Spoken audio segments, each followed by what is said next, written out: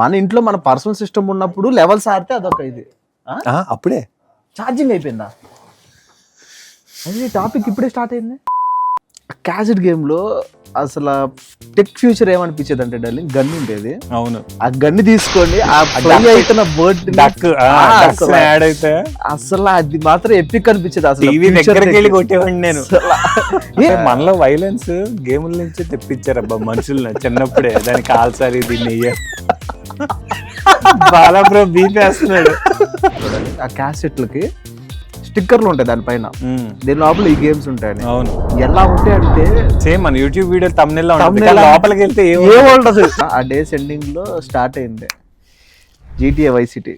బాబా ఆ cheat code పేరు ఏదో రావట్లేదు కానీ ఆ చీట్ కోడ్ కొడితే ఆ GTA Vice City గేమ్ లో ఉన్న అమ్మాయిలు అందరూ మంచి తిరుగుతూ ఉంటారు. అవునా, నాకు తెలియదు. తెలీదా? ఈ విసిటే లాడ్డాలి, అదొక ఫ్యాన్ ఫీలింగ్. నా చుట్టూ జనాలు తిరుగుతున్నారు. వెళ్ళి అమ్మాయి కార్ ఎక్కిన తర్వాత లైఫ్ తగ్గుతా ఉంటది. నేను అబ్జర్వ్ చేయలేదు. అయితే లాట్ బ్రో 10 మంది అమ్మాయిని కాన్సన్ట్రేట్ చేశారు, మేము ఒకే అమ్మాయి మీద కాన్సన్ట్రేట్ చేసాం. చైనా ఫోన్లు తెలుసబ్బా నాకు. బస్సుల్లో బస్సుల్లో పెద్ద సౌండ్లు పెట్టి కొంతమంది వెళ్తా ఉండేవాళ్ళు. నేను ఫేస్బుక్ అంటే మనకు తెలిసిన దానిలోనే ఫ్రెండ్స్ మాట్లాడడం, ఇంకా బయట వాళ్ళతో మాట్లాడిందంటే తక్కువే. అలాగే చెప్తారులే కెమెరా ముందు, ఇంకేం చెప్తారు కదా. మీరు ఎక్కడ మాట్లాడతారు, అయినా డైరెక్ట్ కలుస్తారు కదా. మెసేజ్ నువ్వు ఏదో అనుకుంటున్నావు. అమ్మాయిలు ఫాస్ట్ గా ఉండరు, ఫాస్ట్ గా ఎడిట్ నువ్వు చేసావు. ఏం బాలా సరే ఈ టాపిక్ టాపేద్దాం. సరే అయితే పాప చాలా లేట్ అయిపోతుంది. కాకపోతే ఇనీషియల్ గా మన ఫేవరెట్ టాపిక్ తో స్టార్ట్ చేద్దాం. మన గ్రిప్ ఉన్న topic, favourite topic like games కానీ చైల్డ్హుడ్ డేస్ 90s. సో మన ఎలాగో 90s కిడ్స్ కాబట్టి ఫస్ట్ కూడా ఏదైనా ల్యాప్టాప్ సిస్టమ్ కొంటే మ్యాక్ కొన్నప్పుడు కూడా ఫస్ట్ ఇన్స్టాల్ చేసింది గేమ్లే, దాని పర్ఫార్మెన్స్ తెలుసుకోవాలంటే. 4th క్లాస్ 5th క్లాస్ టైంలో వీకెండ్ వస్తే ఒక 3 టైప్ ఆఫ్ గేమ్స్ ఉంటాయి. నేను only digital games person, offline games ఎక్కువ, ఆన్లైన్ క్రికెట్, వాలీబాల్ ఇవన్నీ. సో అక్కడ ఉండేది కాయిన్ వేస్తే, మనం ఇంట్రోవర్ట్స్ కాబట్టి బేసిక్గా నాకు గేమ్స్ ఎందుకు ఆడలేరు అంటే బయటకు వెళ్ళి వేరే వాళ్ళు కానీ సరిగ్గా ఆడలేనప్పుడు వాళ్ళు జడ్జ్ చేస్తారు చూసావు. అక్కడ వాళ్ళ పాయింట్ ఆఫ్ వ్యూలో నాకు రెస్పెక్ట్ పోయింది అనిపించింది. సో ఆ ఛాన్స్ కూడా ఎవరికి ఇవ్వకూడదు. వాళ్ళ దృష్టిలో నేను ఒక ఇదిగా ఉన్నా. వాడితో కానీ గేమ్ ఆడానంటే, వాడితో ఓడిపోయానంటే ఆ గేమ్ అయిపోయే లోపల వాడి దృష్టిలో మనం ఒక, అప్పటి నుంచి ఆడు మనకు రెస్పెక్ట్ ఇవ్వడు. మనం ఏది అడిగినా కానీ ఆడి ఇదిలో ఉంటుంది. సో నాకు టీవీ వీడియో గేమ్స్ ఆడావా? టీవీలో మనం క్యాసెట్ పెట్టుకుంటాం, 10,000 in 1, 1,000 in 1. నువ్వేం ఆడావు ఫస్ట్, నువ్వు చెప్పు. ఫస్ట్ ఏ క్యాసెట్ కొన్నా అన్నిటిలోని సేమే ఉంటాయి అబ్బా. ఫస్ట్ కాంట్రా ఉంటది, గుర్తుందా? అవునవునవును, కాంట్రా. దాని తర్వాత ఈ గెలాక్సీ, ఈ గేమ్లు ఉంటాయి. అవును, సూపర్ మారియో, అవన్నీ టీవీలో చిన్నది కొనుక్కొని. నేను వీకెండ్ డేస్ లో నేను అసలు ఇంట్లో ఉండకుండా, అంటే మీన్ ఈ పర్పస్ పైన నేను డబ్బులు తీసుకొని వెళ్తాను అని చెప్పేసి మా ఇంట్లో వాళ్ళు ఒక 6 months చూసారు ఈ బయట కాయిన్ గేమ్స్ ఆడడానికి వెళ్తుంటే. సో అప్పుడు ఒక 150 నా బర్త్డే వచ్చేసరికి గేమ్స్ ఆడడానికి వెళ్తున్నాడు కాబట్టి అది తీసుకొచ్చాడు. ఇంకా గేమ్ కాన్సోల్ అప్పట్లో 500 రూపీస్ అలా ఉండేది, ఒక బాక్స్ లో పెట్టిస్తారు. అది టీవీ కన్ చేసి ఇప్పుడు పక్కన 0 ఆడింది. అదే గేమ్ కాన్సోల్ మాత్రమే, అది గేమ్ పీస్ రాదు. క్యాసెట్ గేమ్ లో అసలు టెక్ ఫ్యూచర్ ఏమనిపించేది అంటే డార్లింగ్, గన్ ఉండేది. అవును, ఆ గన్ని తీసుకోండి ఆ ఫ్లై అయితున్న బర్డ్ యాడ్ అయితే అసలు అది మాత్రం ఎపిక్ అనిపించేది. అసలు టీవీ దగ్గరికి వెళ్ళి కొట్టేవాడిని నేను ఆ టెక్ ని ఫీల్ అవడానికి నేను ఇంకా దూరం నుంచి వెళ్ళేవాడిని. ఇంకా ఎక్స్టెన్షన్స్ ప్లాన్ చేసుకోండి, ఇంకా యాజ్ ఫార్ యాజ్ అవే రియల్ షూటర్ ఫీలింగ్ తోటి అలా చిన్న డాట్ ని అది వెళ్ళి అలా తిరిగేటప్పుడు కిందకి వెళ్ళిపోయి లోపల కొట్టాలి దాన్ని. క్రేజీ ఫీలింగ్ అది. మనలో వైలెన్స్ గేముల నుంచి తెప్పించారబ్బా మనుషుల్ని చిన్నప్పుడే. దానికి కాల్చాలి, దీన్ని బాలా బ్రో బీపీ వేస్తున్నాడు. అవును, ఇప్పుడు కాంట్రా గేమ్ ఉంది, కాల్చడమేనా? డక్లు ఉన్నాయి, కాల్చడమేనా? మ్యారియో కూడా ఉండేది, కాకపోతే పైనుంచి వెళ్ళి దాన్ని దాన్ని కూడా తొక్కాలి కదా. తొక్కాలి. అసలు చిన్నప్పుడు ఒక certain friend circle game cassettes వల్ల నాకు ఆ కన్సోల్ కొన్నప్పటి నుంచి స్టార్ట్ అంతే. లైక్ ఫ్రెండ్స్ దగ్గర కన్సోల్స్ అవి ఉంటాయి. లిటరల్లీ బయట వాచ్ షాపుల్లో అలాంటి షాప్స్ లో కన్సోల్ అమ్మే షాప్స్ చూడాలి, ఆ క్యాసెట్లకి స్టిక్కర్లు ఉంటాయి దానిపైన, దీని లోపల ఈ గేమ్స్ ఉంటాయని. అవును, ఎలా ఉంటాయి అంటే thumbnails లైక్ భయంకరంగా ఉంటాయి. సేమ్ మన యూట్యూబ్ వీడియో thumbnail లా ఉంటుంది, Thumbnail కానీ లోపలికి వెళ్తే ఏముండదు అసలు. వీడియోలో కంటెంట్ అసలు రేసింగ్ గేమ్స్ అంటారు, పోస్టర్ లో ఎలా ఉంటది అంటే ఎపిక్ అన్నట్టు ఉంటది. ప్రతిసారి ఐ ఫీల్ లైక్ నేను తప్పు క్యాసెట్ కొన్నాను, నెక్స్ట్ టైం అన్నా కరెక్ట్ కొనాలని చెప్పేసి every time I feel like full అయితేనే ఉంటా, బట్ ఇంకా బెటర్ ఏమన్నా దొరికిద్దేమో అనే ఉద్దేశంలో. బట్ మా ఫ్రెండ్స్ దగ్గర కొంతమంది, రావిన్ అని ఒకడు ఉన్నాడు, తన దగ్గర కలెక్షన్ అయితే ప్లెంటీ ఆఫ్ కలెక్షన్ ఉండేది చిన్నప్పుడు. గేమ్స్ క్యాసెట్లు, అది కూడా ఎలా అంటే మనకేంటంటే లోకల్ గుంటూరులో చాలా తక్కువ కలెక్షన్ ఉండేది. సో తన దగ్గర నుంచి Aladdin, adventure games, forest type, టాస్ ఇలాంటి ఇవన్నీ ఆ క్యాసెట్ గేముల్లోనే. నేను నమ్మలేదు, మనోడి దగ్గర చూసేదాకా తెలుసా. మనం ఏమనుకునే వాళ్ళు అంటే క్యాసెట్ లో 100-in-1 ఉంటాయి, 10,000-in-1 ఉంటాయి, 1,00,000-in-1 ఎన్ని గేమ్స్ ఉంటే అంత క్యాసెట్ అంత గేట్ అనుకునే వాళ్ళం. కానీ యాక్చువల్ గా తక్కువ నంబర్ ఉన్న గేమ్స్ తీసుకుంటే దానిలో వెరైటీ గ్రాఫిక్స్ కానీ అవి ఉంటాయి. అవునవును. ఆ క్యాసెట్లు కూడా ఇలా రెక్టాంగిల్ లా ఉండి కింద కొంచెం ఇలా ప్రొజెక్షన్ వచ్చి ఉంటాయి కదా. ఒకసారి ఏముంటదా అని చెప్పి లోపల ఓపెన్ చేసి చూసా, ఏం లేదు, మన కంప్యూటర్ లో ర్యామ్ లాగా ఒక చిప్ ఉంది అంతే, పైన అంతా ఓపెన్ చేసా. మా దగ్గర ఉన్నాయి అన్ని ఓపెన్ లోనే. అదే ఒకటి ఓపెన్ ఫస్ట్ ఓపెన్ చేసినప్పుడు, దాని తర్వాత డొక్కులన్నీ పట్టట్లేదని కవర్ లో ఆ డొక్కులన్నీ పీకేసి ఓన్లీ ఆ ఒకటే వేసా. అందుకని అసలు అన్నిట్లో ఆ డొక్కులన్నీ కూడా తీయడానికి రీజన్ ఏంటంటే స్పేస్ చాలా, ఆ టీవీ కింద బాక్స్ లో వాటిల్లో పెట్టాలంటే ఇవన్నీ పెడితే మళ్ళీ ఇంట్లో వాళ్ళు చూసారనుకో మనం ఏదో పెద్ద పొడి చేస్తున్నాం అనుకుంటారు, కానీ అక్కడ అంత పొడడానికి క్యాపబిలిటీ ఉంటుంది దాంట్లో. సో ఆ డేస్ అయిపోయిన తర్వాత, ఆ డేస్ ఎండింగ్ లో స్టార్ట్ అయింది GTA Vice City. బాబా, అది GTA Vice City కొంచెం సిస్టమ్లకి వెళ్ళిన తర్వాత అది కొంచెం మన గ్రాఫికల్ గా మనం అప్డేట్ అయ్యాం. అది ఇప్పుడు ఫర్ ఎగ్జాంపుల్ ఇదన్నీ 2D గేమ్స్. అది GTA Vice City ముందు ఇంకొకటి ఆడేవాడిని అబ్బా, రోడ్ ర్యాష్ అని. రోడ్ బైక్ మీద వెళ్తా అది ఫస్ట్ స్టెప్ అనమాట. సిస్టమ్ కి ఎక్కిన తర్వాత కౌంటర్ స్ట్రైక్ అని కూడా ఒకటి ఉంటుంది, కౌంటర్ స్ట్రైక్ షూటింగ్ ఏమో, ఈ రెండు. దాని తర్వాత Vice City ఒకసారి వచ్చింది. సో ఇక్కడ Vice Cityకి ఎక్కువ నేను అనుకుంటా ఎక్కడ మన ఎక్కువ కనెక్ట్ అయ్యామంటే ఫ్రీడమ్. మనం ఎప్పుడు ఎక్కాలనేది మనదే ఉంటది, ఎప్పుడు రేస్ స్టార్ట్ చేయాలని మన చేతిలో ఉంటది. కానీ ఈ గేమ్స్ లో ఏంటంటే వాడు పరిగెత్తాలి ఇంకా వెనకాల నుంచి. కానీ దీనికంటే ఒక ఎవడు కనిపెట్టాడు కానీ అసలు లిటరల్లీ డెల్లింగ్ ఆ చీట్ కోడ్స్ లేకపోతే ఎవడు Vice City కంప్లీట్ చేయలేడబ్బా. మేము పేపర్ పైన క్లాస్ లో అది కొత్త చీట్ కోడ్లు ఏమని తెలుసు అని చెప్పి చీట్ కోడ్స్ అన్ని పేపర్ పైన లిస్ట్ రాసుకొని కొన్నిట్లో 10 రూపీస్ ఇస్తే జిరాక్స్ లో ప్రింట్ చేసి ఇస్తారు వాళ్ళు. అవునా? అడ్వాన్స్డ్ వాళ్ళు ఏది బాగా రిచ్ టెక్కిట్స్ ఉండే వాళ్ళ దగ్గర వాళ్ళ జిరాక్స్ కాపీలు ఈ గేమ్ రెంటల్ కి ఇచ్చే వాళ్ళు ప్రింట్ అవుట్ చేసి ఇచ్చేవాళ్ళు. గుర్తుండే పాన్జర్ అని ట్యాంకర్ వచ్చి పడుతుంది. అవునవును. దాని తర్వాత బోట్లు, దాని తర్వాత లైఫ్ పెరగడానికి ఒకటి, దాని తర్వాత ఏదైనా రోడ్డు మీద ఒక అమ్మాయి నడుస్తా, నేను ఇప్పుడు అదే చెప్పబోతున్నా. అమ్మాయి నడుస్తుంటే వెళ్ళి అక్కడికి వెళ్ళి హార్న్ కొడతాం కాసేపు. కాదు, దానికి ఒక చీట్ కోడ్ ఉంటుంది ఢిల్లీ. ఆ చీట్ కోడ్ పేరు ఏదో రావట్లేదు, కానీ ఆ చీట్ కోడ్ కొడితే ఆ GTA Vice City గేమ్ లో ఉన్న అమ్మాయిలు అందరూ మంచి తిరుగుతా ఉంటారు. అవునా? నాకు తెలీదా? ఈ విసిటే లాడ్డాలి యాజ్ ఇంట్రోవర్ట్. వాళ్ళ బయట ఎవరు వాళ్ళతో వ్యాపారం వాళ్ళతో ఎవరు దేకరు కాబట్టి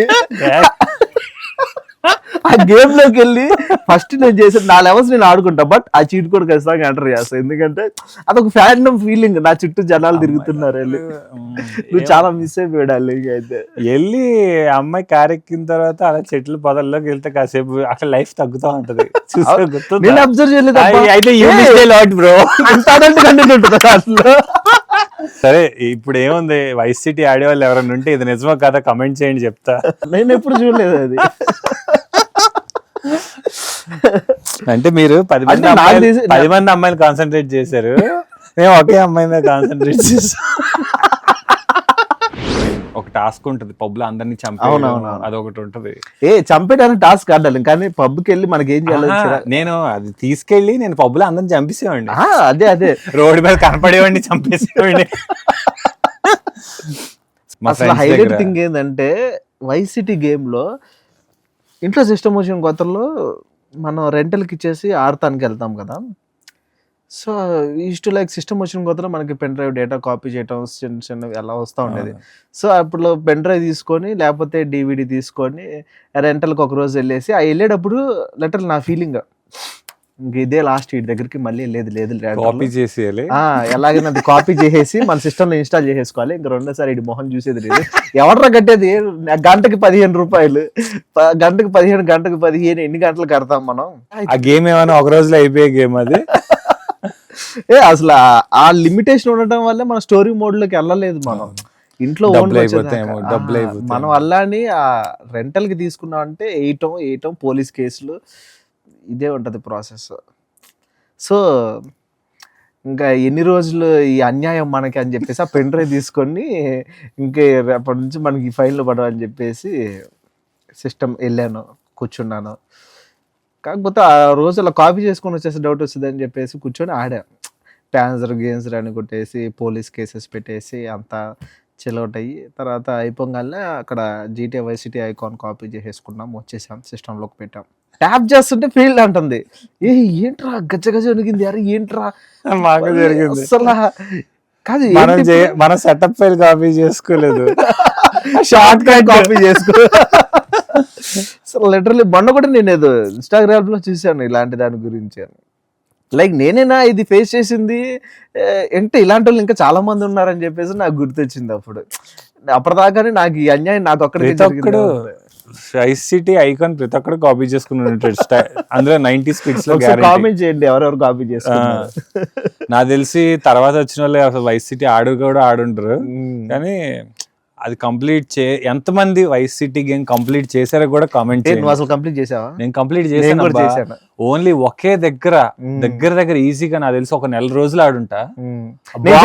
నేను చెప్తా చిన్న హెలికాప్టర్ బాంబ్ వస్తుంది, కార్ లో వచ్చి ఒక 8 or 9 బాంబ్స్ తీసుకుని బిల్డింగ్ లో ప్లేస్ చేయాలి. అమ్మా అది లాస్ట్ బాంబ్ దగ్గర గ్యారంటీగా టైం అయిపోద్ది అబ్బా. అసలు అక్కడ టైం వాల్యూ నాకు అక్కడే తెలిసిందండి.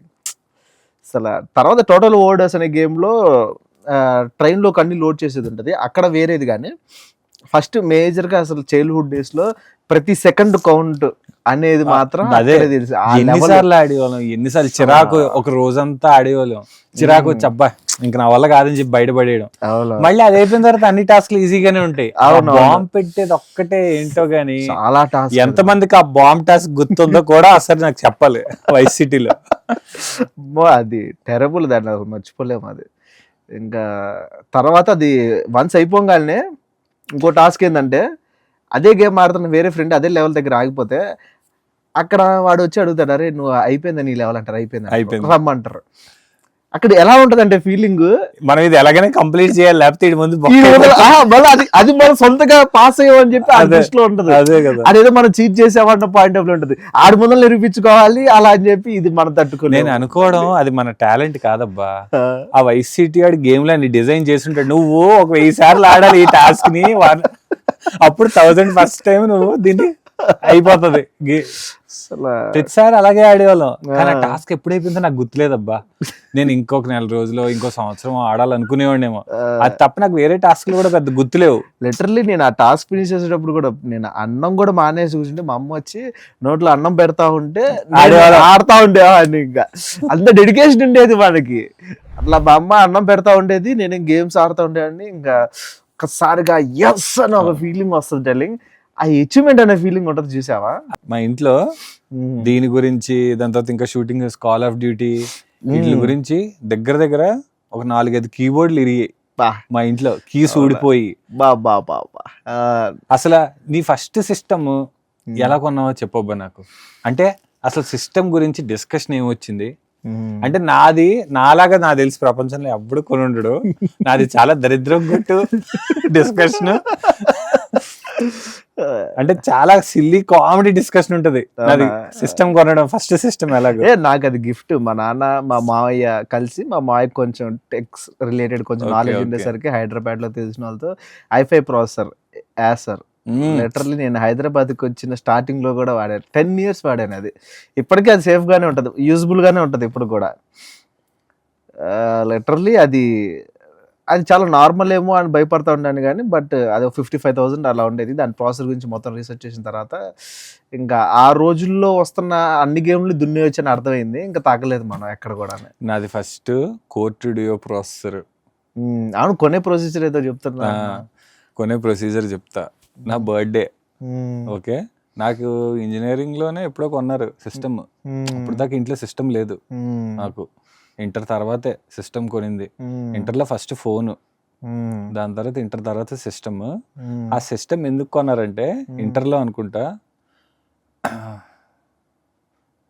నా బర్త్డేకి మాకు తెలిసిన అంకుల్, క్లోజ్ అంకుల్ ఒక అతను పెన్ డ్రైవ్ గిఫ్ట్గా ఇచ్చారు. ఓకే, నా దగ్గర అప్పుడు సిస్టమ్ లేదు. పెన్ డ్రైవ్ గిఫ్ట్గా ఇస్తే అదేంటో కూడా నాకు తెలియలేదు అప్పుడు. కొన్ని రోజులు అంటే దాన్ని ఏం చేసుకోవాలో కూడా నాకు తెలియలేదు. దాని తర్వాత ఒక రోజు మా డాడీ దగ్గరికి వెళ్ళా. డాడీ పెన్ డ్రైవ్ వేస్ట్ అయిపోతుంది డాడీ అని అన్నా.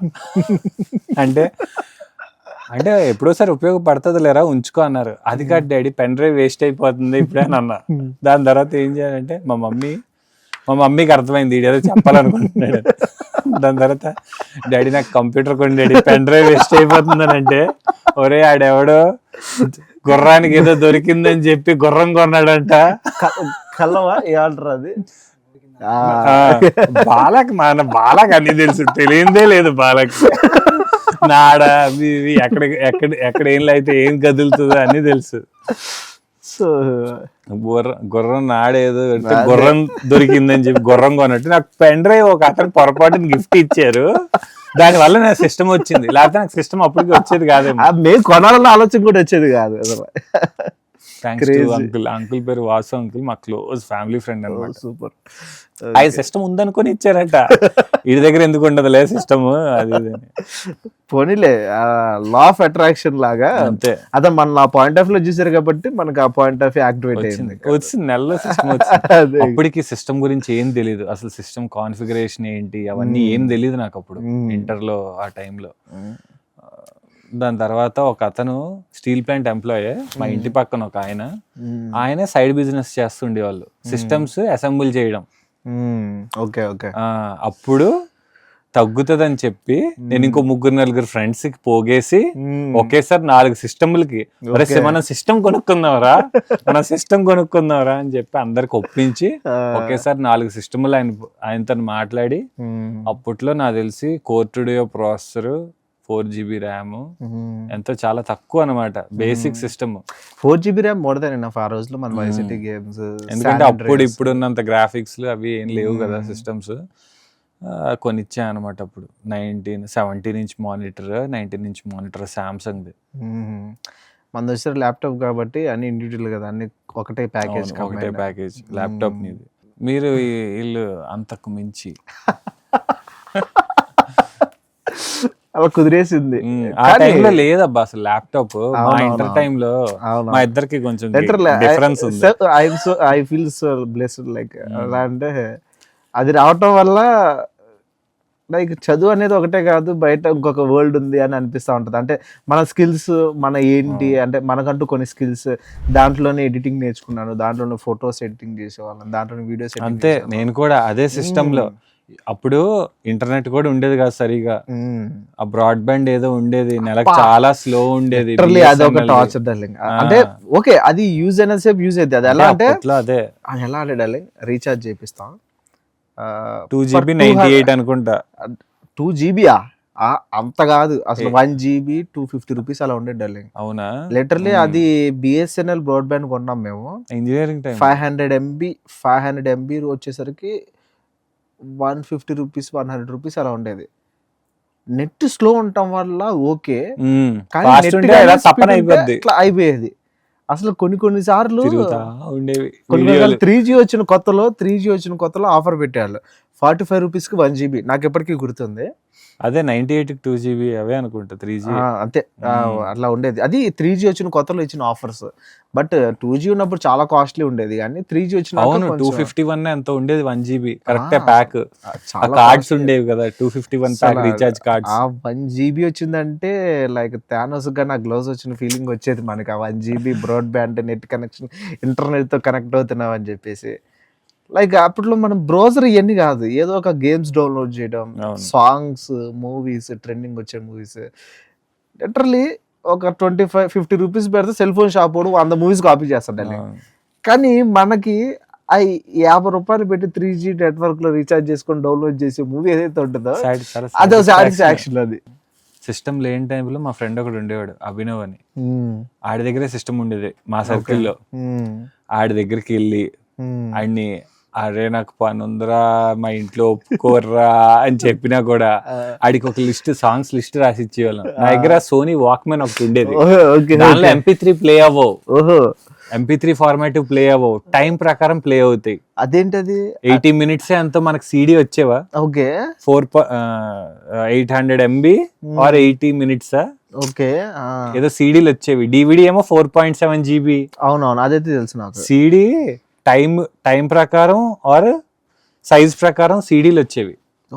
80 minutes ఆర్ DVD అనేది నేను ఎక్కువ మన సినిమాలు రెంటల్ కి తీసుకుంటాం అని చూసాము. అక్కడ ఎక్కువ మనకి ఖాళీవి మన మోసర్ బేర్, సోనీ ఈ ఖాళీ DVDలు ఉండేవి కదా, 4.7 GB. గుర్తులేదేమో నీకు? అంటే మీదంతా పెన్ డ్రైవ్ బ్యాచ్ అబ్బాయిలంతా, మాదంతా ఫ్లాపీ డిస్క్లు, CD DVDలు బ్యాచ్. ఫ్లాపీ డిస్క్ యూజ్ చేసా అసలు. ఫ్లాపీ డిస్క్ అంటే నేను యూజ్ చేయలేదు, మాది ఢిల్లీ పబ్లిక్ స్కూల్. దానిలో అంటే ఇది ఒకటి ఉంది, మీరు ఇప్పుడు CD DVDలో ఉన్నారు, నేను అలానే చూసాను. కానీ దానిలో చిన్న అది ఎంత అది 8 MB ఎంత పడుతుంది, చాలా తక్కువ. లెటర్లు ఎలా అంటే మాకు చిన్నప్పుడు ఒకసారి స్కూల్కి వెళ్ళేటప్పుడు దాంట్లో రోడ్డు పక్కన ఒక కవర్లో క్యాసెట్లా పడి ఉన్నాయి. ఏంట్రా అని చెప్పేసి అవి ఓపెన్ చేస్తే ఒక 10 to 20 ఫ్లాపీ డిస్క్. అవి దొరకంగానే నాకు ఎలా అంటే అదేదో మ్యూజియంలో ఉండేది ఇట్లా దొరికిందని. ఎందుకంటే అప్పట్లో టీచర్లు ఎక్కడో జాగ్రత్త దాచిపెట్టి తీసుకొచ్చి అలా ప్రీషియస్ గా చూపించాలి. అది అలా రోడ్డు మీద పడేసరికి ఏదో ఒక అచీవ్మెంట్ వెళ్ళి 2000 కాగితాలు తర్వాత పడేసినట్టుగా పని చేయకుండా అలా పడేసారు. ఇంకెళ్ళి మొత్తం ఎక్స్పెరిమెంట్లు. నేను అప్పుడు అసలు నాకు ఫ్లాపీ డిస్క్ నా చేతికి వచ్చిన తర్వాత 1 day ఉన్నాయి అంతే. తర్వాత నుంచి మొత్తం అన్బాక్స్ చేసి అంటే మొత్తం పీల్ ఆఫ్ చేసేసి లోపల ఏముంటది అంటే అది కూడా ఒక CD టైప్ లోనే ఉంటది లోపల కూడా, సన్నగా. ఇంకా ఎక్కువ MB పట్టదు. సో ఇందాక చెప్తున్నాను కదా, మా ఫ్రెండ్ దగ్గరికి వెళ్ళే వాళ్ళం. అది టైం లిమిట్ ఉంటది. MP3 ఫార్మాట్ అయితే ఒక్కొక్క సాంగ్ 4 MB మనకి ఇప్పుడు ఉన్నట్టే ఉండేది అప్పుడు కూడా. కానీ ఆ సోనీ వాక్మెన్ సిరీస్ లో 80 minutes పడుతుంది. ఆ CD పెడితే దానిలో ఆ CDలో టైం కోడ్ ఫార్మాట్ ప్రకారం చేయాలి, బర్న్ చేయాలి. బర్న్ ఉంటది కదా, బర్న్ సాఫ్ట్వేర్ ఏంటది. అవును బర్న్ చేసే సాఫ్ట్వేర్ ఏముంటుందో తెలియదు కానీ అది తెగ వాడే వాళ్ళం, CD బర్నింగ్ సాఫ్ట్వేర్. అవునవును, కానీ నాకు బేసిక్ నాకు అది ఎలా విషయాలు తెలియదు. CD పోయేవి. నేను ఏం చేస్తాను అనుకున్నా, CD పెడతాను, దాని లోపలికి వెళ్ళి కాపీ చేస్తాను, ఇక్కడ పేస్ట్ చేస్తాను. అంటే చాలా మంది బర్న్ చేయాలి అది ఇది అని అంటారు కానీ నాకు అది లేదు. నాకు తెలియదు. బర్నింగ్ కి టైం కి బర్నింగ్ చేయాలి నువ్వు, ఈ టైం చేయాలి. బర్న్ అనేది ఎందుకు అంటే తర్వాత అది రైటింగ్ నథింగ్ బట్ CDలో రైట్ చేయడమే, అది కాపీ చేయడమే. కానీ నువ్వు మామూలుగా కాపీ చేస్తే డేటా ఫిల్ అవుతుంది దానిలో. CDలో 800 MB ఎంత ఉంటే, లేకపోతే DVDలో 4.7 GB ఉంటే ఫార్మాట్ నువ్వు కాపీ చేస్తే సినిమా సపోజ్ 2 GB సినిమా ఎక్కించావు అనుకో, ఆ 2 GB సినిమా ఎక్కుతుంది దానిలో, ఇంకో 2.7 GB ఎంతో ఖాళీ ఉంటది. కానీ నువ్వు దాని టైం ప్రకారం చెయ్యాలంటే టైం కోడ్ నువ్వు రెంటల్ తీసుకున్నావు ఎప్పుడైనా? 2 DVDలు ఇచ్చేవి, Part 1 Part 2 అని, గుర్తుందా? అవన్నీ టైం ప్రకారం బర్న్ చేసినవి. ఓహో, ఓకే ఓకే. సైజ్ ప్రకారం కాపీ చేస్తే సైజ్ ప్రకారం కాపీ అవుతుంది. కానీ బర్న్ చేయాలంటే అదేంటంటే ఫుల్ రిజల్యూషన్. లైక్ ఇప్పుడు వాళ్ళకి అర్థం కావాలంటే వాట్సాప్ లో నార్మల్ పిక్చర్ పంపిస్తే ఎలా ఉంటది, డాక్యుమెంట్ ఫార్మాట్ పంపిస్తే ఎలా ఉంటది. ఓకే ఓకే, ఇప్పుడు నీకు అర్థమైంది. నాకు ఇప్పుడు అర్థం. బేసిక్ గా నాకు చిన్నప్పుడు నేను దాన్ని ఎలా యూజ్ చేశానంటే CD పెడతాం, దానిలో ఉన్న డేటా డిలీట్ చేస్తాం, కొత్త డేటాను కాపీ చేస్తాం. అది అప్పుడప్పుడు CDలో కూడా 2 రకాలు ఉన్నాయి, నాన్ రీరైటబుల్, రీరైటబుల్. DVD నువ్వు ఫార్మాట్ చేసి మళ్ళీ వాడుకోవచ్చు. ఓకే, అయితే అది అప్పుడప్పుడు కొన్ని CDలు కాపీ అవ్వదు. అయితే అప్పుడు అది ల్యాప్టాప్ ప్రాబ్లం అనుకునేవాడిని నేను. కాదు, CDలో కూడా 2 రకాలు. ఇప్పుడు మనకు బ్యాటరీస్ ఎలాగున్నాయి, rechargeable, normal, use and throw. CDలు కూడా యూజ్ అండ్ త్రో CDలు ఉంటాయి. ఆ మోసర్ బేర్వి 15 రూపాయలు ఉంటాయి. సోనీ వాడుతున్న ఆఫ్టర్ 20 years తర్వాత ఇప్పుడు తెలిసింది నాకు CDలో ఇన్ని ఉంటాయి. వెళ్ళి కొనుక్కోనే వాళ్ళం కూడా. ఏదో తొక్కలో సీడీ ఉండేది, 12 రూపాయలు ఉంటది. మోసర్ బేర్ అయితే 15 రూపీస్ ఉండేది. నాకు తెలిసిన డివిడి ఒకటే. సోనీ సీడీ అయితే 20 రూపీస్ ఉంటది. డివిడీలు అయితే 40 రూపీస్ 30 రూపీస్ ఎంతో ఉంటాయి. రీరైటబుల్ అయితే 300-400 ఉండేది. అదేంటంటే నువ్వు ఇన్ని సార్లు కావాలంటే అన్ని సార్లు, దానికి కూడా లిమిట్ ఉంటది. దాని తర్వాత రైట్ అవ్వదు. 10-15 టైమ్స్ వరకు రీరైట్ అవుతుంది. నాకు తెలిసినంత మటుకు డివిడి విసిడి అది కూడా మోస్ట్లీ మేము మూవీస్ కి తప్పించి ఇంకా గేమ్స్ ఇన్స్టాల్ చేయడానికి. నా దగ్గర ఇప్పుడు ఇంట్లో నాకు తెలిసి ఈజీగా ఒక 300-400 డివిడీలు ఉంటాయి. ఇలాగా చూసా ఎప్పుడైనా డివిడీది సెట్ ఇలా ప్లాస్టిక్ ది మధ్య. నా దగ్గర కూడా ఉంది. నా దగ్గర రెండో ఎన్నో ఉన్నాయి. నా దగ్గర ఒక ఆల్బమ్ లాగా ఉండేది. సినిమా ప్లస్ గేమ్స్ అన్ని కలిపి ఒక 200 గేమ్స్ దాకా ఉండేది సీడీలు మొత్తం ప్యాక్డ్. గేమ్ కూడా ఉంటాయి నా దగ్గర, కానీ ఎక్కువ సినిమాలు ఉండేది నా దగ్గర. సినిమాల కలెక్షన్. నా దగ్గర గేమ్స్ ఎక్కువ ఉండే కలెక్షన్. అంటే అవి కూడా కొంచెం గిఫ్ట్ షాప్స్ ఉంటాయి చూసావా, ఆ గిఫ్ట్ షాప్స్ లో వాళ్ళ దగ్గరికి వెళ్తే వాళ్ళు లిస్ట్ ఇస్తారు గేమ్స్. ఒక్కొక్క గేమ్ 50 రూపీస్ 100 రూపీస్ అని చెప్పేసి ఇస్తారు. నువ్వు అలా సీడీలు కొనలేదా? లేదు, మన డైరెక్ట్ గా ఫ్రెండ్స్ దగ్గరే. అప్పటికి నా ఫ్రెండ్స్ సర్కిల్ దగ్గర నుంచి తీసుకుంటాము. బట్ అదేదో కొత్త లెవెల్ అన్లాక్ అయింది నాకు అనే ఫీలింగ్. గేమ్స్ కొనుక్కో అంటే మనం చూస్ చేసుకునేది చూసావా. అడిగి వెళ్తాం శాన్ అండ్రియాస్, వైస్ సిటీ తర్వాత అసలు నెక్స్ట్ లెవెల్. అది అంటే బాహుబలి 1 2 గురించి ఎలా వెయిట్ చేసేవాళ్ళు మీరు. లిటరల్లీ అలాగా వైస్ సిటీ అయిపోయిన తర్వాత శాన్ అండ్రియాస్. ఏం బాలా నువ్వు వెయిట్ చేసావా? బాలా వెయిట్ చేయలే, బాల దగ్గరకే అన్ని కాదు. బాల అన్ని ఎక్స్పీరియన్స్ చేస్తాడు. నేను ఆడుతా పట్ట మనోడు కూర్చొని అన్ని ఒక సినిమా చూసినట్టు ఫీల్ అవుతాడు. మనోడు అన్ని గేమ్స్ ఆడాడు, ఎంజాయ్ చేస్తాడు పక్కన కూర్చొని. అది గేమ్ లోపల క్యారెక్టర్ ని ఎలా కంట్రోల్ చేయాలో నా చేత కంట్రోల్ చేపిస్తా మనోడు ఇండైరెక్ట్ గా ఆడేవాడు. అంటే డైరెక్షన్ చేసేవాడు. ఇప్పుడు చేసేది అప్పుడు చేసేవాడు. అయితే ఇప్పుడు డైరెక్టర్ అప్పుడు డైరెక్టర్ పని.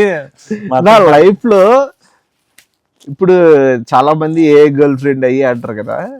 నా లైఫ్ లో నా ఫస్ట్ గర్ల్ ఫ్రెండ్ అయితే ఆ శాన్ అండ్రియాస్ లో గర్ల్ ఫ్రెండ్. అది మా లవ్ స్టోరీ కూడా ఉంటది. ఆ అమ్మాయి ఒక ఫైర్ యాక్సిడెంట్ లో ఇరుక్కుంటే ఆ ఫైర్ యాక్సిడెంట్ లో వచ్చి సేవ్ చేసి వస్తుంది. అక్కడ నుంచి వాళ్ళ ఇంట్లో డ్రాప్ చేస్తాం. అప్పటి నుంచి గేమ్ అప్పటిదాకా ఒకలా ఉండేది. యాక్చువల్ గా శాన్ అండ్రియాస్ లో ఏంటంటే మనకు కొంచెం ఫ్రీడమ్ ఉంటుంది. వైస్ సిటీతో టాస్క్ లే చేయాల్సి వస్తుంది. శాన్ అండ్రియాస్ లో ఏంటంటే ఎక్స్ప్లోరేషన్ ఇంకా ఎక్కువ ఉంటుంది. అదే ఇంట్లో మనకి టాస్క్ కావాలంటే చేసి, లేకపోతే మనం ఏది కావాలంటే అది చేసుకోవచ్చు. వైస్ సిటీలో కూడా అలా ఉంటది కానీ ఎక్కువ మన ఎక్స్పీరియన్స్ చేయడానికి కాదు, తక్కువ ఉంటుంది. అయితే పబ్కి వెళ్తాం, లేకపోతే లైఫ్ తగ్గే దగ్గరికి వెళ్తాం. మహా అయితే మేము అడ్వెంచర్ చేయాలనిపిస్తే అది హెలికాప్టర్ దొరికే బిల్డింగ్ కి వెళ్ళేసి హెలికాప్టర్ తోటి ఊరంతా తిరిగే వాళ్ళం. పోలీసులు తెప్పించుకొని పర్మిషన్ లేకపోయినా కానీ దూకేసి వెళ్ళే వాళ్ళం. బట్ శాన్ అండ్రియాస్ లో ఏంటంటే ఇట్లా సిటీ అవుట్స్కట్స్ కి వెళ్ళొచ్చు. మనకి ఫ్రీడమ్ ఎక్కువ. మళ్ళీ జిమ్ చేసేటప్పుడు మజిల్స్ వస్తాయి. జిమ్ చేయకపోతే ఇది ఫ్యాట్, జిమ్ చేయకుండా తింటా ఉంటే ఫ్యాట్ అయిపోతాడు, లేకపోతే పొట్ట వచ్చేస్తుంది. జిమ్ కి వెళ్ళి ఓడి అంటే వాళ్ళు గేమ్ డిజైనింగ్ అంటే టెక్నాలజీ పెరిగింది కాబట్టి వైస్ సిటీకి అసలు చాలా. నేను అది చూసి నాకు తెలిసి శాన్ అండ్రియాస్ గేమ్ అందరి బాంబు టాస్క్ ఆడేటప్పుడే ఈ గేమ్ తయారు చేస్తుంటారు. ఎందుకంటే ఎవరికి కంప్లీట్ అవ్వదు కదా అది. వాళ్ళ లూప్ లో వదిలేసి ఈ గ్యాప్ లో ఈ గేమ్ అయిపోయిన తర్వాత నేను కూడా టాస్క్ చేస్తుంటారేమో అనుకుంటున్నా. ఇప్పుడు అందరూ అవగొట్టండి. నువ్వు ఫోన్స్, టెలిఫోన్స్ అంటే మన 90s కిడ్స్ గురించి మాట్లాడుతున్నాం కాబట్టి టెలిఫోన్స్ ను ఏ టెలిఫోన్ ని ఫస్ట్ చూసావు? మనకు ఉన్నాయి అప్పట్లో. అవునవును. ల్యాండ్ లైన్ కూడా ఎలాంటి ల్యాండ్ లైన్? రౌండ్ దా లేకపోతే బటన్స్ నొక్కేదా? లేకపోతే మనం అంత వింటేజ్ అంటే ఆ రౌండ్ అన్ని కూడా వింటేజ్లే కానీ అది ఎక్స్పీరియన్స్ చేయలేదు. కాకపోతే ఎగ్జిబిషన్ కి వెళ్ళినప్పుడు అక్కడ వాటిని ఏదో అట్లా చేయడమే. కానీ ఆ బిఎస్ఎన్ఎల్ అవి కొన్ని ఉండే మనకి ల్యాండ్ లైన్స్. వాళ్ళు ఆఫర్ తీసుకుంటే వాళ్ళు ల్యాండ్ లైన్ పెట్టించేవాళ్ళు. ఒకసారి అలాగా నాకు ఫస్ట్ లో ఒకటి తెలీదు. ఆ ఫోన్ పని చేయట్లేదన్నా సరిగా రావట్లేదని చెప్తే కొత్త ఫోన్ ఇచ్చేవాళ్ళు. మనకు గుర్తుందా? అవును. అది 3-4 సార్లు మార్చాం మేము ఫోన్స్ కావాలనే. అవును. సో బేసిక్ గా ఆ ఫోన్ లో మనం ఏంటంటే రిలేటివ్స్ మాట్లాడి చుట్టాలతో మాట్లాడడానికంటే చాలా తక్కువ ఉండేదే. కానీ బట్ మనమే ఫోన్ చేసుకొని మనం మాట్లాడి కట్ చేయగానే కొంతసేపటి తర్వాత మన ఫోన్ వస్తుంది, మనం మాట్లాడేది మనకి వినపడదు. ఎప్పుడైనా ట్రై చేసావా? మళ్ళీ ఏంటండి, ఇప్పుడు ఒక నెంబర్ ఉంటది, ఆ నెంబర్ కి డైల్ చేస్తే ఆ, కాల్ yes, వెళ్తుంది, yes. మనం గుర్తొచ్చింది, మాట్లాడతాం, గుర్తొచ్చింది. మనం మాట్లాడిన తర్వాత కట్ చేయగానే ఒక 2 minutes తర్వాత మనకు కాల్ వస్తుంది, మనం ఏం అవును. మాట్లాడా మనకి అవును. పడుతుంది. ట్రై చేసావు అది? అవునవును, నాకు గుర్తొచ్చింది. అదొక ఎంటర్టైన్మెంట్, ఆ చిన్న ఫోన్ లో మనకు దొరికిన ఎంటర్టైన్మెంట్ అది. మా ఇంట్లో మామూలుగా ఫోన్, ల్యాండ్లైన్ ఫోన్ ఉంటే పక్కన డిక్షనరీ డిక్షనరీ అంటే ఒక డైరీ పెట్టుకుంటారు, ఫోన్ నంబర్లు అన్ని రాసుకొని పెట్టుకుంటారు. మా ఇంట్లో ఆ డైరీ ఉండేది కాదు, ఉండేది లోపల ఎక్కడో ఉండేది, కానీ దాని అవసరం ఎప్పుడు వచ్చేది కాదు. మా మమ్మీ అంటే నా బ్రెయిన్ లో దగ్గర దగ్గర ఒక 200 నంబర్లు ఉండేవి, అబ్బో, ల్యాండ్లైన్ నంబర్లు. బాలు షాక్ అవుతున్నాడు, ఈడు బ్రెయిన్, ఈడు నంబర్లు, ఈడేదో చెప్తున్నాడు అని. సూపర్. 200 నంబర్లు. మా మమ్మీ ఆ ఆంటీ నంబర్ చెప్పరా అంటే నా ఆంటీ నంబర్ చెప్పేవాడిని, పెద్దమ్మ నంబర్ చెప్పమంటే పెద్దమ్మ నంబర్ చెప్పేవాడిని, పిన్ నంబర్ చెప్పమంటే పిన్ నంబర్ చెప్పేవాడిని. అలాగా మరి 200 కాకపోవచ్చేమో కానీ అట్లీస్ట్ మినిమం ఒక 100 నంబర్స్ అయినా, ఎందుకంటే మా స్కూల్ మేట్స్, మా క్లాస్మేట్ల నంబర్లు అన్ని గుర్తుండేవి. అవే ఒక ఈజీగా ఒక 40-50 నంబర్లు ఉంటాయి. దాని తర్వాత చుట్టాలు అందరూ కూడా అప్పుడు ల్యాండ్ లైన్సే కదా. అంటే ల్యాండ్ లైన్ ఒక అడ్వాంటేజ్ ఏంటంటే కోడ్ ఉండేది, ఆ కోడ్ ఎవరికైనా సేమే, నంబర్లు 6 కదా, 6 నంబర్లే. ఇప్పుడు ఫోన్ కంటే 10 నంబర్లు డేటా ఎక్కువ పడుతుంది. అప్పుడు 10 నెంబర్ల పాయింట్ ఆఫ్ వ్యూ నువ్వు చెప్తేనే నాకు కూడా గుర్తొచ్చింది 6 నెంబర్లు. నాకు కూడా నా మైండ్ లో దాని నెంబర్ అంటే 10 నెంబర్. ఇప్పుడు అది 100% లవ్ లో అదేదో పెద్ద ఏదో పెడితే దాని పేరు చెప్తే అమ్మ ఎంత స్పేస్ వేస్ట్, మహాలక్ష్మి ఓకే అంటే ఇది ఓకే అని అంటాడు కదా, 128 KB డన్ అని. అలా మనకు 6 నంబర్లే కాబట్టి ఒక ఫోన్ నంబర్ ఒక సెల్ ఫోన్ నంబర్ గుర్తుపెట్టుకునే ప్లేస్ లో 2 ల్యాండ్లైన్ నంబర్లు గుర్తుపెట్టుకోవచ్చు. దాని ముందర కాయిన్ బాక్స్ ఉండేది కానీ అది చాలా రేర్లే, మనం ఎక్కువ యూజ్ చేసే వాళ్ళం కాదు. కాయిన్ బాక్స్ కూడా ఏదో చాలా తక్కువ యూజ్ చేసాం. కాయిన్ 1 రూపీస్ తో అలా. యాక్చువల్ గా మా ఇంట్లో మాకు ల్యాండ్ లైన్ ఫ్రీగా వచ్చేది, స్టీల్ ప్లాంట్ లో మా daddy executive post, land line వచ్చేది. ఓకే. అది అంటే దానికి బిల్లు మరి శాలరీలోనే అంత మినిమం అమౌంట్ కట్ అయిపోద్ది అనుకుంటా, ఎస్టీడీలు అన్ని ఫ్రీయే. దాని తర్వాత ల్యాండ్ లైన్ ఫోన్ అయిపోయింది. నువ్వు ఏ ల్యాండ్ లైన్ ఫోన్ చూసావు? బిఎస్ఎన్ఎల్ బటన్స్ ప్రెస్ చేసేది. ఫస్ట్ సెల్ ఫోన్ ఇప్పుడు చైనా వాళ్ళు కొన్ని లాంచ్ చేశారు, చైనా ఫోన్ వాల్ పేపర్లు పెట్టుకోవచ్చు, దాంట్లో కొంచెం టచ్ టైప్ లో ఉన్నాయి కొన్ని వచ్చి. ల్యాండ్ లైన్స్ చైనా వాళ్ళు లాంచ్ చేశారు. అవి చాలా తక్కువ రేట్లో వచ్చాయి, బాగా టెక్కీగా ఉండేవి చూడడానికి. ఎల్ఈడి డిస్ప్లే ఉండి దాంట్లో క్లాక్ కూడా డిస్ప్లే అవుతా ఉంటది. నాకు తెలియదు, చాలా advance. China land line, China ఫోన్లు తెలుసబ్బా నాకు. బస్సుల్లో పెద్ద సౌండ్లు పెట్టి కొంతమంది వెళ్తా ఉండేవాళ్ళు. వాడి దగ్గర చైనా ఫోన్ ఉందని, ఆ సౌండ్ రావడమే చైనా ఫోన్ గొప్పతనం అసలు. అంటే నేను చైనా ఫోన్ చూసిన ప్రాస్పెక్ట్ ఏంటంటే టెక్కీగా కొన్ని అడ్వాన్స్డ్ ఫీచర్స్ ఉంటాయి. అంటే ఇప్పుడు బేసిక్ అన్నిట్లో ఒకటే ఉంటాయి కానీ దాంట్లో ఒక్కొక్క ఫోన్ లో ఒక్కొక్క ఫీచర్ ఉండేది. అబ్బాయి మాట్లాడుతుంటే అమ్మాయిలా మారటం, కెమెరాలో అసలు రియల్ గా ఉంటుంది. అవన్నీ ఇప్పుడైతే బ్యాన్ చేసి పడేస్తారు. అసలు ఆ రోజుల్లో ఎంత అడ్వాన్స్డ్ గా ఉండేది. తర్వాత దానికంటే ఇప్పుడు ఉంటే ఇప్పుడున్న సైబర్ క్రైమ్లు అసలు దేనికి నథింగ్, డబల్ ట్రిబుల్ అయిపోయేవి ఆ ఫోన్లు కనుకుంటే. మేబీ దాని వల్ల బ్యాన్ చేసినట్లున్నారు. లేకపోతే ఆ రోజుల్లోనే అంత నేచురల్ గా వచ్చిందంటే మరి ఈ రోజుల్లో గ్యారంటీ వస్తుంది. కాకపోతే బ్యాన్ చేసినట్టు గవర్నమెంట్ బ్యాన్ చేసింది. అది నీ ఫస్ట్ సెల్ ఫోన్ ఎవరి చేతిలో చూసో, మీ ఫ్యామిలీలో ఎక్కడ చూసో? మా నాన్న Nokia keypad black and white ఉంటది కదా, 1100 కైండ్ ఆఫ్. అదొక అంటే అన్నిట్లో యూఏ అదే ఉండేది మనకి. ఆ రోజుల్లో వచ్చి నోకియా ఫోన్ అన్నిట్లో ఏ ఫోన్ కొన్నా కానీ అయ్యే గేమ్స్ అయ్యే. దాంట్లో బ్లాక్ అండ్ వైట్ స్క్రీన్ ఉంటుంది, కలర్ ఉంటుంది కానీ ఫీచర్స్ ఏమి ఉంటాయి. దాంట్లో షూటింగ్ గేమ్ ఒకటి, స్నేక్ గేమ్ ఒకటి, టెరబుల్. అంతే, ఆ 2 గేమ్స్. స్నేక్ గేమ్ అబ్బా, ఒక్కొక్కటి టచ్ చేసుకుంటూ స్నేక్ పెద్దదవడం. దాన్ని అలా తిప్పడం. ఇది కూడా షూటింగ్ గేమ్ కూడా లాస్ట్ లో పెద్ద స్పేస్ షిప్ లా వస్తుంది, మల్టిపుల్ టైం షూట్ చేస్తా ఉంటది, అదో కిక్. యాక్చువల్ గా ఇప్పుడు ఆ ఫీల్ రావాలంటే, నీకు ఆ స్నేక్ గేమ్, ఆ షూటింగ్ గేమ్ ఫీల్ రావాలంటే ఇంటర్నెట్ డిస్కనెక్ట్ అయినప్పుడు మనకి నో ఇంటర్నెట్ అని వస్తే ఒకటి ఎగురుతుంది చూసావా, స్పేస్ క్రోమ్ బ్రౌజర్ లో, అది ఆ యుఏ లాగా ఉంటది. అవును నిజమే, కానీ ఇప్పటికీ ఆడుతా ఉంటాం. అది ఇప్పటికీ ఆడతా, నేను కూడా ఆడతా. ఇంకేం లేకపోతే, ఇంక వేరే దిక్కు లేకపోతే ఆడాలి. తర్వాత లైక్ చైనా ఫోన్స్ ఈ కొంచెం అడ్వాన్స్ అయ్యేసరికి నోకియా పోయి కొంచెం కలర్ ఫోన్స్ ఇవన్నీ వచ్చినాయి. వాటి లేదంటే బ్లూటూత్ ఫ్యూచర్ వచ్చింది. ఇంటికి ఏ చుట్టాలు వచ్చినా కానీ సరే ఫోన్ అని చెప్పి తీసుకొని దాంట్లోనే వాళ్ళ వాల్ పేపర్స్, వాళ్ళ రింగ్ టోన్స్, వాళ్ళ గేమ్స్, వాళ్ళ గిఫ్ట్స్ ఉండేవి, మెసేజ్లు పంపించుకోవడానికి. అవన్నీ ఎన్ని ఎక్కువ ఉంటే అంత రిచ్ ఆ రోజుల్లో. నువ్వు కూడా అది చేసావా? నాకు చైనా ఫోన్ అసలు లేదబ్బా. ఫస్ట్ మా డాడీది చిన్న నోకియా. తర్వాత కలర్ ఫోన్స్ వచ్చిన ఈ ప్రొసీజర్ లో కలర్ ఫోన్స్, నోకియాలో కూడా కలర్ ఫోన్ లేదు మా డాడీ దగ్గర. దానిలో కలర్ స్క్రీన్ ఉండేది, దానిలో గేములు బాగుండేవి, గ్లాస్ బటన్స్ ఉండేవి దాని మీద. ఓహో ఓకే, బాగుండేది ఫోన్. చిన్న ఫోన్ 1100 కాదు కానీ.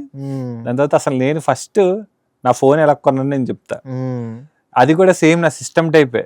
ఓకే, మా ఫ్రెండ్ గారి దగ్గర ఒక ఫోన్ ఉంది, సాయినాథ్ అని చెప్పి. ఓకే, వాడి దగ్గర ఆల్రెడీ ఒక ఫోన్ ఉంది. వాళ్ళ ఇంట్లో వాడని పాత 1100 ఒక ఫోన్ ఉంది. ఓకే, వాళ్ళ ఇంట్లో వాళ్ళు అన్ని కలర్ ఫోన్లు, ఆ నోకియా చిన్న కలర్ ఫోన్లు అవి కొనుక్కున్నారు అప్పుడే. వాడి దగ్గర హెచ్టిసి ఫోన్ ఉండేది, ఓకే, సామ్సంగ్ ఫోన్ ఉండేది, ఆండ్రాయిడా, హెచ్టిసి విండోస్. ఓ హెచ్టిసి ఫోన్స్ తెలుసా నీకు? అసలు తెలుసు, కానీ దానిలో విండోస్ వచ్చిందని నాకు. దానిలో విండోస్ ఉండేది, దానిలో సేమ్ సిస్టమ్ డెస్క్టాప్ లాగా స్టార్ట్ బటన్ కింద నుంచి ఇలా ఓపెన్ అవుతాయి. డెస్క్టాప్ యూఐ లాగా ఉంటది అనమాట హెచ్టిసి ఫోన్. నేను యూట్యూబ్ వీడియోలో చూడడం కానీ రియల్ గా ఇప్పుడు మా ఫ్రెండ్ దగ్గర అంటే దాంట్లో Excel, Windows Excel, HTC Windows phone ఎవరైనా వాడినా కూడా జస్ట్ మీరు గుర్తు తెచ్చుకుంటున్నారు కాబట్టి మేము చెప్పేవన్నీ. తుషాల్ అనే మా ఫ్రెండ్ దగ్గర హెచ్టిసి ఫోన్ ఉండేది. ఈ సాయినాథ్ అనేవాడి దగ్గర అప్పుడే సామ్సంగ్ ఫోన్ కొన్నాడు. సామ్సంగ్ అప్పుడు ఆండ్రాయిడ్ కాకుండా బిగ్ ఓఎస్ ఏదో బడా ఓఎస్ అనుకుంటా, అదేదో ఉండేది, వేరే ఓఎస్ ఉండేది ఆండ్రాయిడ్ కి ముందు. నాకు పేరు తెలియదు కానీ, అంటే భాష తెలియదు కానీ బాగుంది తెలిసినట్లుగా. ఇది కూడా నాకు యూఐ పేరు తెలియదు కానీ యూఐ చూస్తే సేమ్ హైదరాబాద్ లో మనకి ఏరియా పేర్లు తెలియదు కానీ రూట్లు తెలుసు. అలాగా ఫోన్ చూస్తే ఆ యూఐ ఎలా యూజ్ చేయాలి అది దాంట్లో చాలా బేసిక్. బడా ఓఎస్ అనుకుంటా ఆ సామ్సంగ్ ఫోన్ ఒకటి ఉండేది. మా ఫ్రెండ్ గాడు అప్పట్లో ఇంకా తోపు అనమాట, హెచ్టిసి విండోస్ ఫోన్. నేను ఆడే వెళ్ళి కొన్నాం. ఆ టైంలో నా దగ్గర ఫోన్ లేదు. అప్పుడు ఏం చేసాం, ఆ సాయినాథ్ అనే మా ఫ్రెండ్ దగ్గర నోకియా 1100 ఉంది వాళ్ళ ఇంట్లో ఉంటే, అరే ఇది నేను నీకు ఇస్తా అన్నాడు. మరి దీనికి సిమ్ కొనాలి కదా. సిమ్ కాస్ట్ ఎంత అనుకున్నావు? అప్పుడు మా డాడీ దగ్గరికి వెళ్ళాం. ఫస్ట్ నాకు తెలిసిన ఒక స్పోర్ట్స్ షాప్ ఉంది, స్టీల్ ప్లాంట్ లో ఉండేవాళ్ళం మేము. సెక్టర్ 10 లో ఒక స్పోర్ట్స్ షాప్ ఉంటది. వైజాగ్ స్టీల్ ప్లాంట్ లో ఎవరైనా తెలిసిన వాళ్ళు ఉంటే కమెంట్ చేయండి మీరు. ఆ స్పోర్ట్స్ షాప్ దగ్గరికి వెళ్ళా. అక్కడ ఒక అంకుల్ ఉంటారు, సిమ్, వోడాఫోన్ అవన్నీ. అప్పుడు వోడాఫోన్ కాదు, దాని పేరేంటి, హచ్. అవునవునవును, ఆ కమర్షియల్ అది హచ్ డాగ్, హచ్ ఫోన్, అప్పుడు హచ్ సిమ్ అనమాట. అది తీసుకోవడానికి కాదు, ముందు అసలు దాని కాస్ట్ ఎంత, దాని రీఛార్జ్ ఎంత చేయాలి అంతా చెప్పి వెళ్ళి అడిగితే సిమ్ 300, రీఛార్జ్ ఎంత చెయ్యాలన్నారు. అది కూడా 250-300 మొత్తం కలిపి 650 రూపీస్ ఎంత అవుతుంది. అప్పట్లో 650 అంటే చాలా ఎక్కువ. అంటే మాకు ఇప్పుడు కూడా ఎక్కువేలే, మరి నీలాగా కాదు కదా మేము. 650 రూపీస్ అంటే మా డాడీ దగ్గరికి వెళ్ళి, డాడీ ఇలా నేను ఫోన్ కొనుక్కుంటాను కానీ మా డాడీ గుండె ఆగింది అప్పుడు ఇంటర్ టైంలో. అంటే ఫోన్ ఆల్రెడీ మీ ఫ్రెండ్ ఇస్తా అని చెప్పాడు. సిమ్ కొనుక్కోవాలి డాడీ, నేను సిమ్ కొనుక్కుంటా అంటే, నీకు ఫోన్ లేదు కదరా, సిమ్ కొనుక్కొని ఏం చేస్తావు అంటే, సాయినాథ్ ఇస్తా అన్నాడు అని చెప్పా. ఆడేమో పక్క నుంచి ఇస్తాను అంకుల్, ఫిలిమోజీలో 4 ఫ్రెండ్స్ ఉంటారు కదా, సేమ్ అలాగే అనమాట. నేను ఇస్తాను అంకుల్, నా దగ్గర ఉంది ఫోన్ అని అన్నాడు. 1100 ఫోన్ అని, ఏ ఫోన్ ఉందని అడిగితే 1100 అంటే, అదేంటో నాకు తెలియదు కానీ ఫోన్ పనిచేస్తుందా అని అడిగారు. పనిచేస్తుంది అంకుల్, ఎందుకు పని చేయట్లేదు. దాని తర్వాత మా డాడీ ఆలోచించిన తర్వాత సరే 6 అంటే అప్పట్లో 600-650 అంటే కూడా మా డాడీ కొంచెం ఆలోచించారు. అప్పట్లో ఫోన్ ల్యాండ్లైన్ ఫోన్లే వచ్చేది.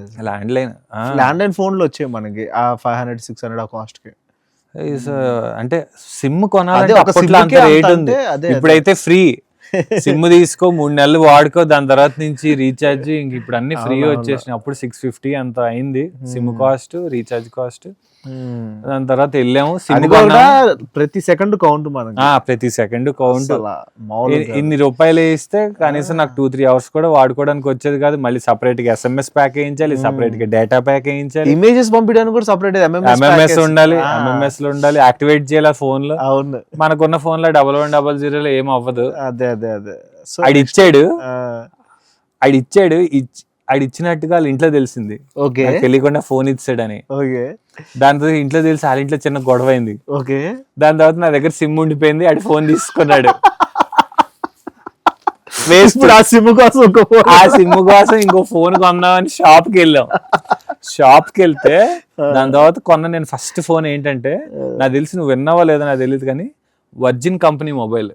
వర్జిన్ తెలుసు నాకు లిటరలీ. తర్వాత మనం కొంచెం ఫోన్స్ అప్డేట్ అయిన తర్వాత ఆండ్రాయిడ్ ఫోన్ దాకా కాదు, కీప్యాడ్ ఫోన్లోనే డేటా బ్యాలెన్స్ అనేది ఉంటుంది. బేసిక్ గా మనకి డేటా బ్యాలెన్స్ అనేది సపరేట్ గా ఇయ్యాలని తెలియదు. 10 రూపాయలు వేసుకుంటాం, వెళ్తాం, వెబ్సైట్ ఓపెన్ చేస్తాం, మన హీరో నేమ్ టైప్ చేసి అది వాల్ పేపర్ గా పెట్టుకోవడానికి కొడతాం, ఇమేజ్ డౌన్లోడ్ అయిపోయింది, 10 రూపాయలు అయిపోయేవి అసలు. అంటే దీనికి గేమ్ ఆడాలంటే కొన్ని గేమ్స్ ఉండే బాగా టెంప్టింగ్ ఉండే, బాగుండే, ట్రైలర్ ఇచ్చేవాడు. అది ఆ UI లో నెట్ ఓపెన్ చేస్తే కింద లైన్స్ మెల్ల కదిలేది. అంటే లోడింగ్ పేజ్ ఉండేది, బ్రౌజర్ ఉండేది, స్లోగా ఎల్లు ముందుకెళ్ళు. ఒపేరా బ్రౌజర్ బాగా నీకు గుర్తుంది? ఒపేరా బ్రౌజర్ నువ్వేం చేసేవాడు లేదు, దానిలో ఏ పిక్చర్ డౌన్లోడ్ చేసేవాడు.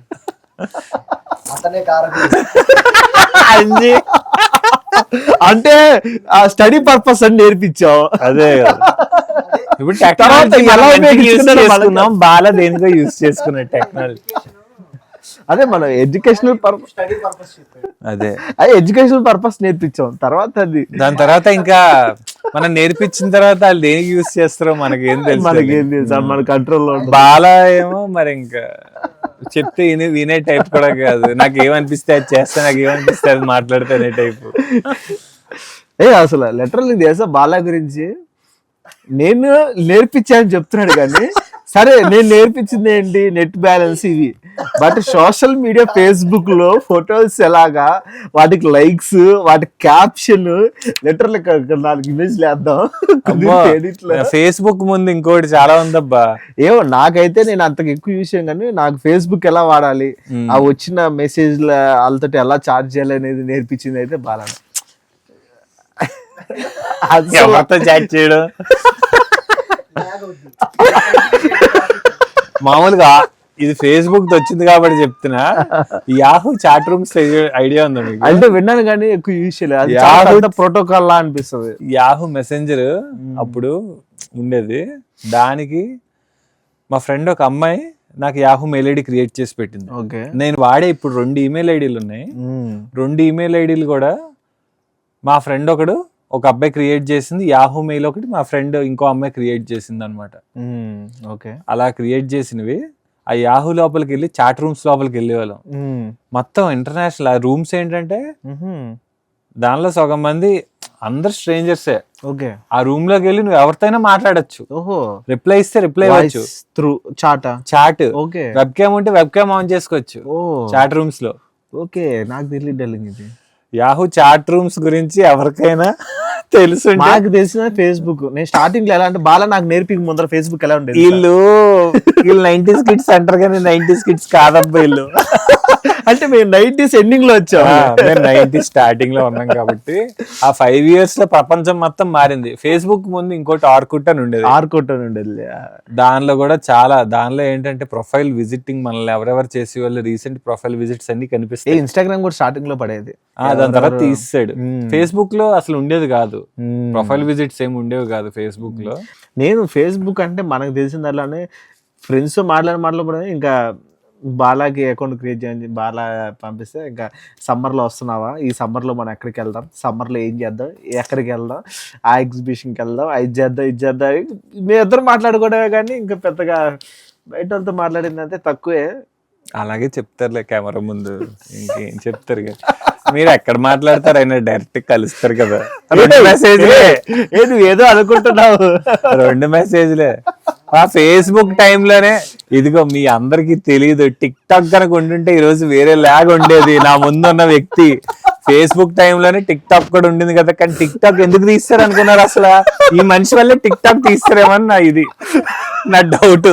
ఈయన ఫ్యాన్ ఫాలోయింగ్ తట్టుకోలేక వీళ్ళకి ఒక వీళ్ళకి ఒక ఫుడ్ బిజినెస్ ఉండేదండి, లైక్ చాలా like catering services, curry point, ఇలాగ వీళ్ళ ఫ్యామిలీది పెద్ద ఫుడ్ బిజినెస్. మనోడిని కలవడానికి, మనోడితో మాట్లాడడానికి వచ్చి కర్రీలు కొనుక్కునే వాళ్ళు 100-200 పెట్టి. అప్పట్లో కర్రీ కూడా ఎంత ఉంటది, 10 రూపాయలు ఎంత ఉంటది ప్యాకెట్. 10-20 ప్యాకెట్లు కొనుక్కొని వెళ్ళి వాళ్ళు వాళ్ళ కాలనీ మొత్తానికి మనోడి దగ్గర మంచి ఇంప్రెషన్ రావాలి, నేను ఎక్కువ కొనుక్కి వెళ్ళానని చెప్పుకోవడానికి. కానీ టిక్ టాక్ చాలా హెల్ప్ చేసింది నాకు. ఇప్పుడు ఇండస్ట్రీలో టెక్నికల్ ఎడిటింగ్ కి, డైరెక్షన్ కి, ఇక్కడ అన్నిటికి బీజం పడింది మాత్రం టిక్ టాక్ లోనే. అంతే. చేసాను రోజులు చాలా మంది క్రింజోళ్ళు ఉన్నారు, వాళ్ళతో కంపేర్ చేస్తారని భయంతో ఆగుతా ఉన్నాను. కానీ బట్ మన ఫ్లేవర్ మనం ఇస్తా, యూనిక్ గా చేద్దాం అనే పాయింట్ ఆఫ్ వ్యూలో సినిమాటిక్ ఒక ఎమోషన్ ఉండేట్టుగా ప్లాన్ చేస్తా వర్కౌట్ చేయడానికి ట్రై చేసాం. బాగానే వెళ్ళి 1 million వ్యూస్. అవును, మామూలు ఫాలోయింగ్ కాదు. ఊర్లు దాటి వచ్చి వాళ్ళు కలవడానికి. అసలు లెటర్లో ఒక అమ్మాయిలు ఎంత ఫాస్ట్ గా ఉంటారని నాకు అప్పుడే తెలిసింది. అసలు అమ్మాయిలు ఫాస్ట్ గా ఉండరు, ఫాస్ట్ గా ఎడిట్ నువ్వు చేసావు ఏం బాలా. సరే ఈ టాపిక్ టాప్ వేద్దాం. సరే అయితే పాప చాలా లేట్ అయిపోతుంది, రేపు కంటిన్యూ చేద్దాం.